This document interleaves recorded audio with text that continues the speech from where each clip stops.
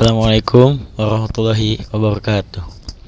Saya Rofino Palazar dari kelas 11 IPA 2 ingin memaparkan materi tentang lensa cekung.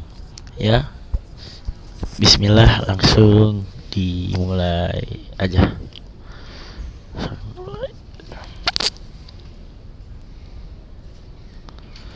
Yang pertama, pengertian lensa cekung. Lensa cekung adalah lensa yang bagian tengahnya lebih tipis ketimbang bagian tepinya yang lebih tebal.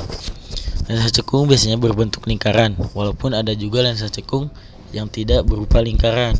Nah, lensa cekung seperti lensa cembung, umumnya terbuat dari kaca atau plastik, sehingga lensa mempunyai indeks bias lebih besar ketimbang indeks bias udara.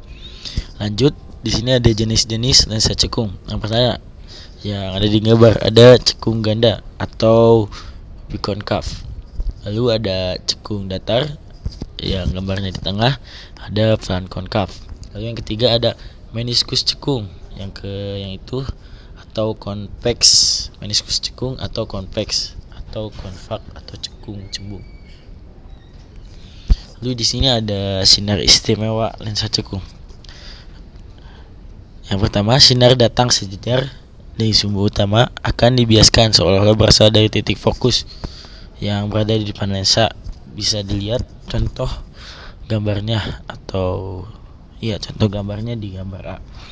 Lalu sinar datang seolah-olah menuju titik fokus lensa pertama, yaitu f1, akan dibiaskan sejajar dengan sumber utama. Bisa dilihat contohnya di gambar B. Lalu yang ketiga, sinar yang datang melewati pusat optik lensa, yaitu O, tidak dibiaskan.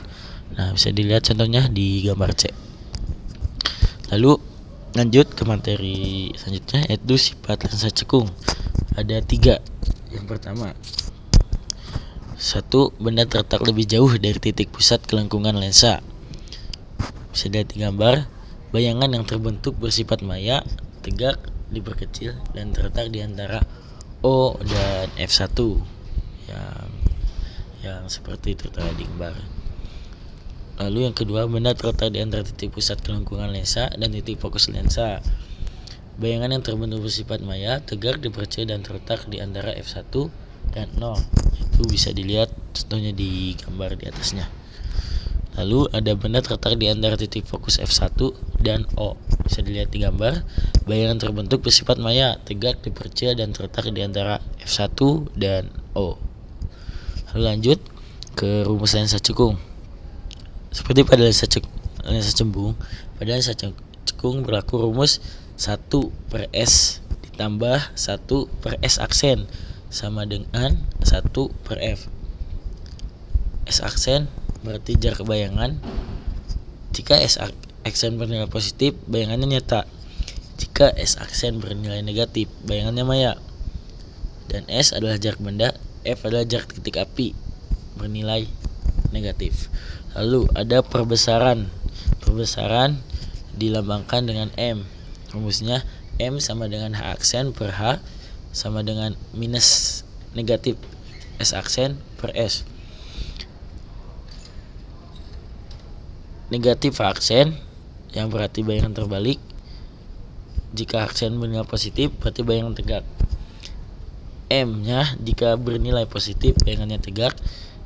Jika bernilai negatif, bayangannya terbalik. Jika nilainya negatif, maka bayangan terbalik.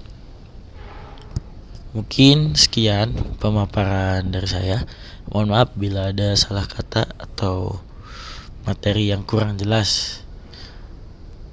Hidup kesepian tanpa kekasih. Cukup sekian dan terima kasih. Wassalamualaikum warahmatullahi wabarakatuh.